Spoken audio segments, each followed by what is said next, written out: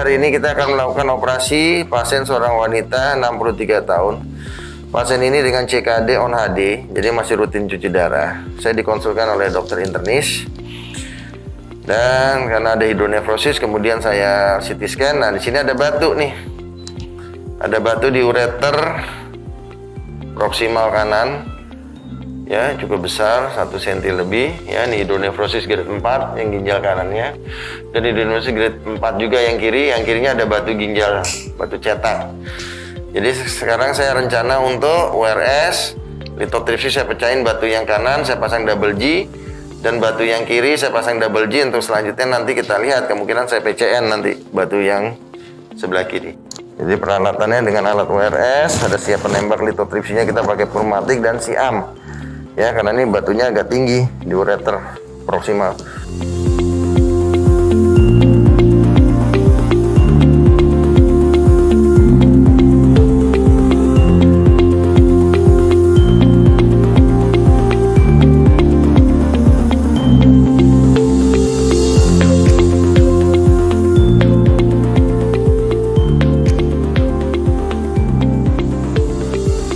Ini muara ureter kanan.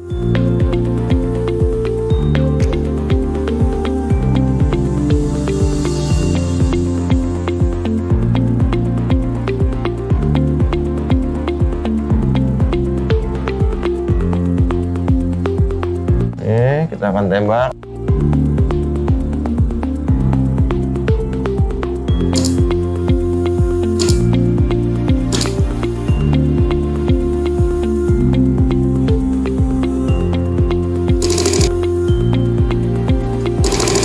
Oh ya, keras nih batunya.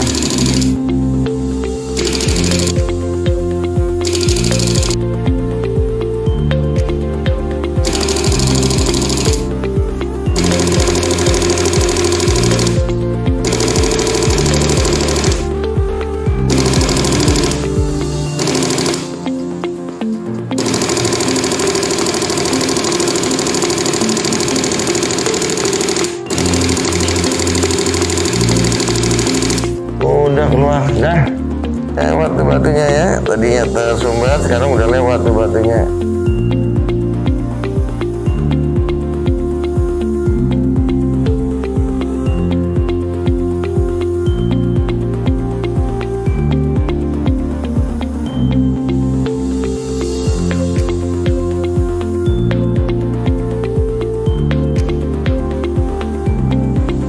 Batunya keluar tuh, lihat tuh ya. Ini keluar nih dari nih, tuh dari ujungnya muaranya.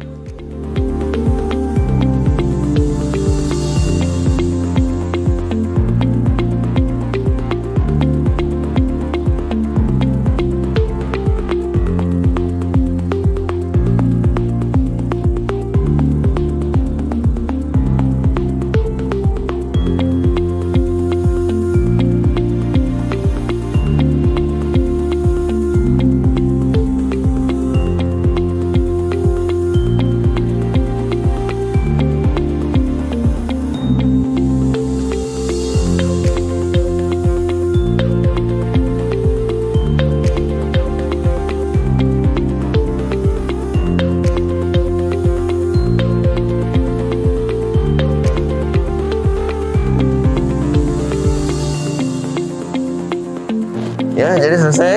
Jadi tadi saya tembak batu di ureter proksimal kanan, yang di kiri saya hanya pasang double G. Ya, tadi agak kesulitan karena ternyata ada king-king yang cukup berat di ureter. Ya, ini saya rilis obstruksinya aja.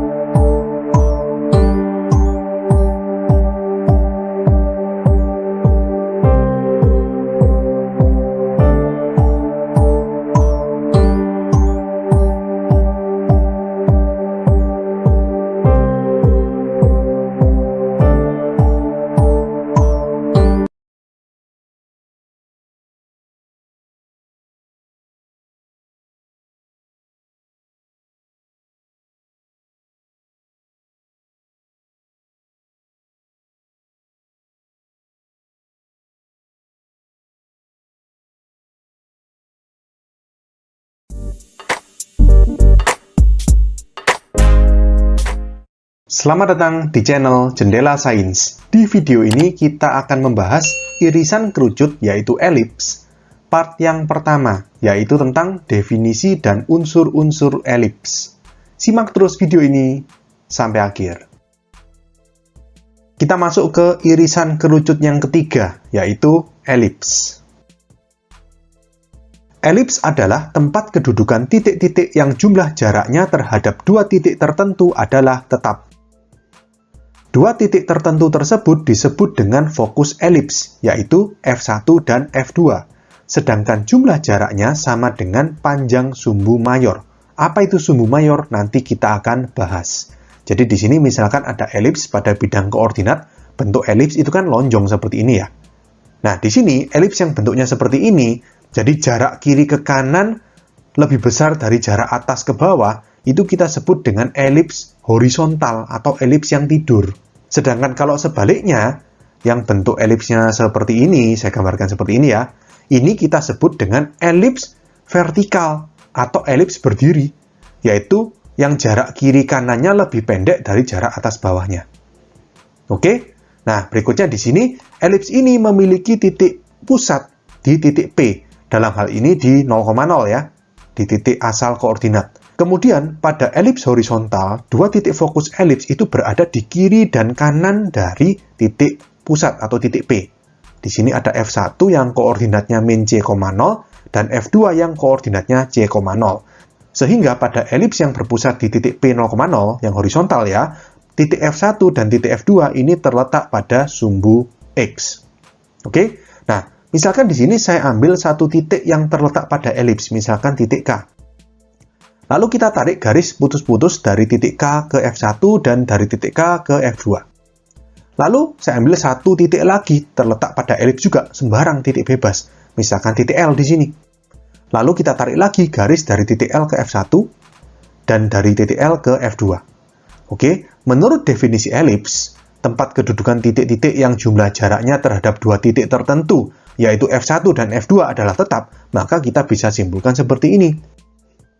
Jarak dari titik K ke F1 plus jarak dari titik K ke F2 ini akan sama dengan jarak titik L ke F1 plus jarak titik L ke F2.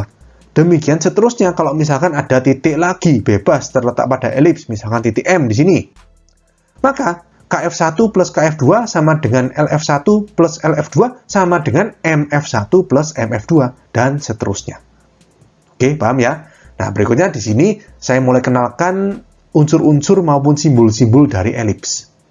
Yang pertama, A kecil. A kecil merupakan setengah panjang sumbu horizontal. Apa itu sumbu horizontal? Gini, kalau di lingkaran itu seperti diameter. Nah, tapi gini, kalau misalkan pada elips itu kan diameternya beda-beda. Kalau sumbu horizontal itu diameter yang horizontal, berarti ini. Ini adalah sumbu horizontal, berarti panjangnya dari sini sampai sini ya. Kalau setengah panjang, berarti anggapannya jari-jari horizontal dari titik P ke sini. Separuhnya, ya kan? Jadi ini adalah A kecil. Oke? Jadi dengan demikian, panjang sumbu horizontal, kalau misalnya kita ukur dari kiri sampai kanan, berarti 2A. Ya, karena A kecil itu setengah panjang sumbu horizontal. Panjang sumbu horizontal, atau dalam tanda kutip, diameter horizontalnya dari sini sampai sini, ya berarti 2A. 2 kalinya. Oke? Berikutnya B. Setengah panjang sumbu vertikal. Sumbu vertikal itu ini, diameter yang vertikal, yang tegak.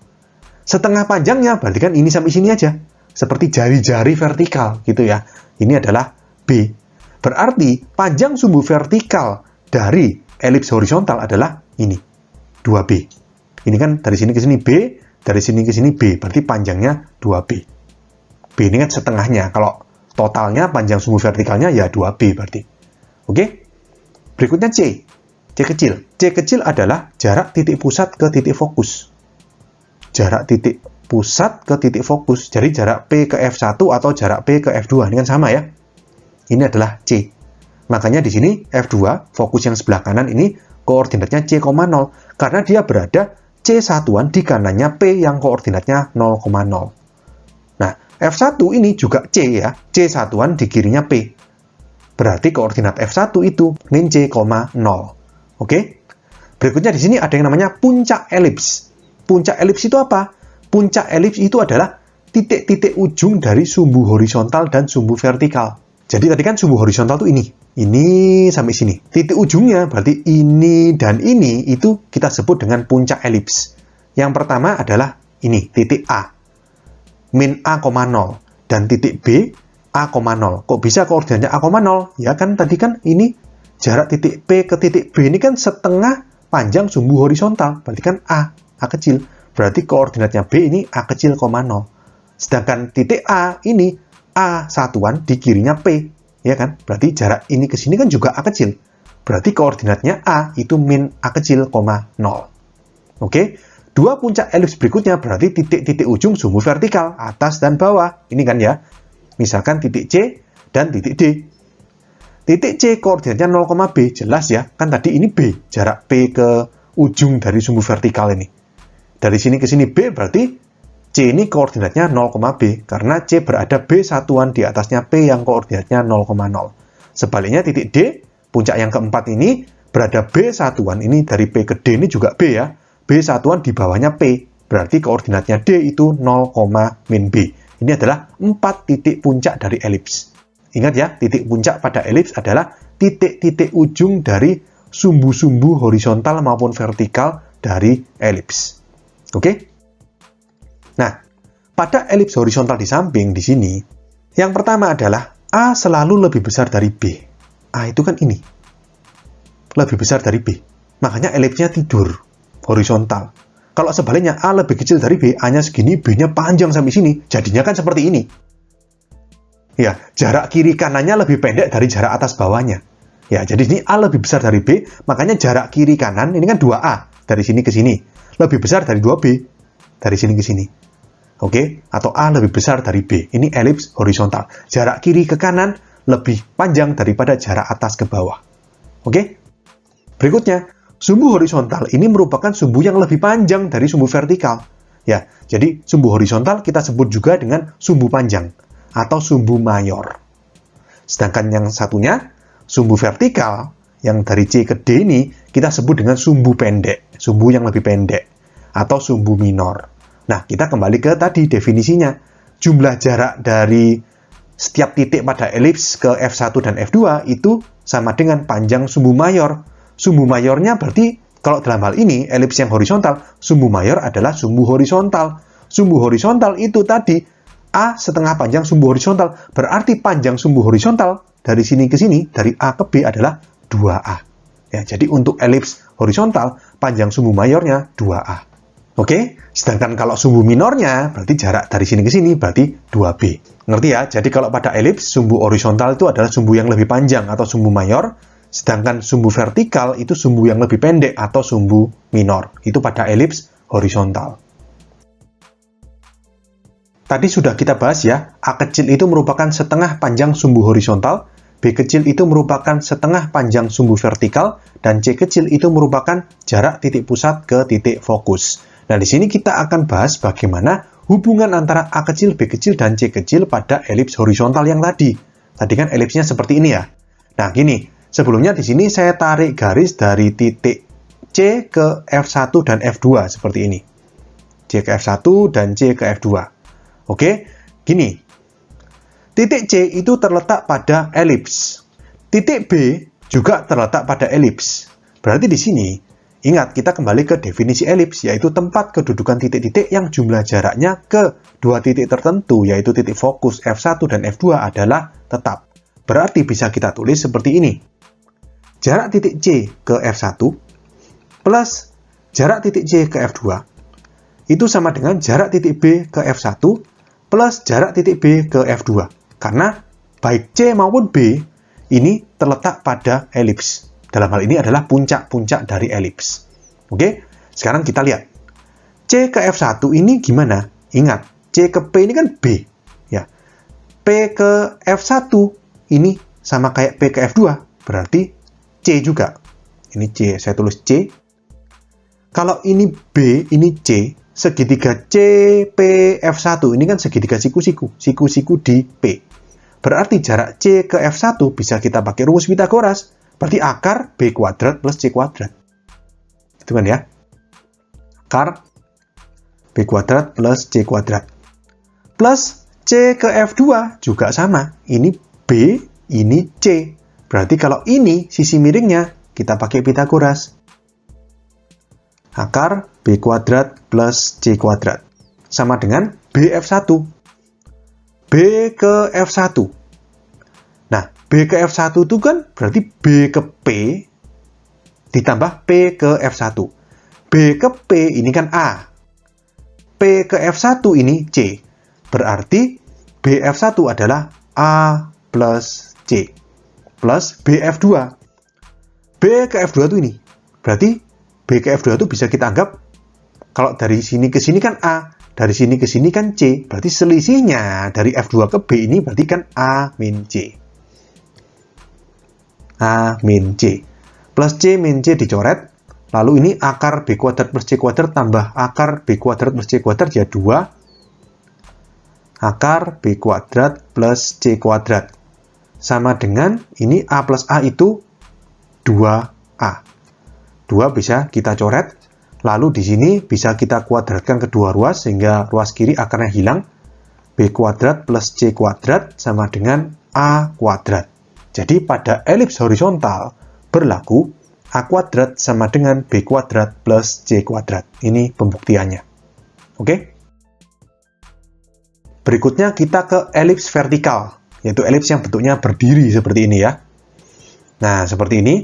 Jadi jarak kiri kanannya sekarang lebih pendek dari jarak atas bawahnya. Atau panjang sumbu horizontalnya lebih pendek dari panjang sumbu vertikal. Elips vertikal ini sama, memiliki titik pusat di titik P, koordinatnya 0,0. Nah, sekarang di sini, titik fokus dari elips vertikal itu bedanya sama horizontal. Titik fokusnya itu bukan di kiri kanannya titik P, tapi di atas sama bawahnya P. Dalam hal ini, F1 koordinatnya 0,C, dan F2 koordinatnya 0,-C. Nah, kalau misalkan titik P ini di 0,0, maka ini kan sumbu vertikal ya. Sumbu vertikalnya adalah sumbu Y. Maka baik titik F1 maupun F2 terletak pada sumbu Y. Oke? Nah, berikutnya untuk yang A kecil, B kecil, C kecil ini sama seperti elips horizontal. A kecil itu setengah panjang sumbu horizontal, yaitu ini. P ke kanan ini. B ini setengah panjang sumbu vertikal, dari P ke atas ini. Ini adalah B. Dan C adalah jarak titik pusat ke titik fokus. Jadi, A kecil, B kecil, C kecilnya elips vertikal ini sama persis dengan elips horizontal. Oke? Nah, lalu di sini sama seperti elips horizontal, juga ada 4 titik puncak. 4 titik-titik ujung dari sumbu horizontal maupun vertikal. Yang pertama, yang sumbu horizontal ini, titik ujungnya A min A,0 ya. Kan ini A satuan di kirinya P, dan B A,0 ya. Karena B ini A satuan di kanannya P. Sedangkan titik-titik ujung dari sumbu vertikalnya, ini C dan D. C koordinatnya 0,B, karena ini B satuan di atasnya P, dan D 0,-B. Ini karena B satuan di bawahnya P. Oke, jadi persis sama. Min A,0, A,0, 0,B sama 0,-B ini sama persis dengan elips horizontal. Oke, jadi sampai sini masih sama dengan elips horizontal. Nah, yang menjadi pembeda adalah seperti ini. Pada elips vertikal di samping, yang pertama, A lebih kecil dari B, ya kan? Jarak kiri kanannya, sumbu horizontalnya ini lebih pendek daripada sumbu vertikalnya. A lebih kecil dari B. Sumbu horizontal sekarang merupakan sumbu yang lebih pendek daripada vertikal, sehingga disebut sumbu minor. Sedangkan sumbu vertikal ini sumbu yang lebih panjang, sehingga disebut sumbu mayor. Jadi kebaliknya di sini. Nilai A-nya lebih kecil dari B, sehingga sekarang sumbu minornya itu yang horizontal, dan sumbu mayornya itu yang sumbu vertikal. Nah, berikutnya sama seperti elips horizontal, kita akan tentukan hubungan antara A kecil, B kecil, dan C kecil pada elips vertikal. Misalkan di sini, dari titik B ini kita tarik garis ke F1 dan F2. Seperti ini. Lalu gini, titik B dan titik C itu kan terletak pada elips, yaitu merupakan puncak-puncak dari elips. Oke? Nah, menurut definisi elips merupakan tempat kedudukan titik-titik yang jumlah jaraknya terhadap dua titik, yaitu F1 dan F2 adalah tetap. Berarti di sini bisa kita tulis jarak titik B ke F1 ditambah jarak titik B ke F2 sama dengan jarak titik C ke F1 ditambah jarak titik C ke F2. Karena baik B maupun C ini sama-sama terletak pada elips. Sehingga jumlah jaraknya terhadap F1 dan F2 adalah sama. Oke, nah B ke F1 ini gimana? Nah ini kan segitiga BPF1 ini siku-siku di P. PB ini A kecil, PF1 ini C kecil, sehingga BF1 itu kita pakai Pitagoras, berarti akar A kuadrat plus C kuadrat. Plus jarak B ke F2, ini sama. BPF2 ini merupakan segitiga siku-siku di P. B ke P ini A, P ke F2 ini juga C. Sehingga kalau pakai rumus Pitagoras, BF2 adalah akar A kuadrat plus C kuadrat juga. Sama dengan CF1. C itu mana? Ini. C ke F1 ini kan. Nah ini berapa ini? Ya gini logikanya. Kalau C ke P itu kan B. Kalau F1 ke P itu C. Berarti kalau cuma dari sini ke sini, selisihnya B min C. Plus CF2. C ke F2. Berarti kalau dari C ke P tadi kan B. P ke F2 itu C. Jadi B plus C. Min C plus C bisa dicoret. Lalu ini kita jumlahkan akar A kuadrat plus C kuadrat plus akar A kuadrat plus C kuadrat. Berarti 2 akar A kuadrat plus C kuadrat. Sama dengan B plus B itu 2B. 2-nya bisa dicoret. Lalu kita kuadratkan kedua ruas, berarti A kuadrat plus C kuadrat sama dengan B kuadrat. Nah, ini hati-hati, ini berbeda. Kalau di elips horizontal, itu A kuadrat yang sama dengan B kuadrat plus C kuadrat. Sekarang pada elips vertikal berlaku B kuadrat yang sama dengan A kuadrat plus C kuadrat. Oke, ini juga merupakan perbedaan antara elips vertikal dengan elips horizontal. Oke, sekian untuk video kali ini. Untuk melihat playlist lengkap dari bab ini, bisa kalian klik thumbnail playlist yang ada di sebelah kanan atas ini. Jika ada pertanyaan, saran, maupun kritik, bisa kalian tulis di kolom komentar. Semoga bermanfaat dan sampai jumpa di video selanjutnya.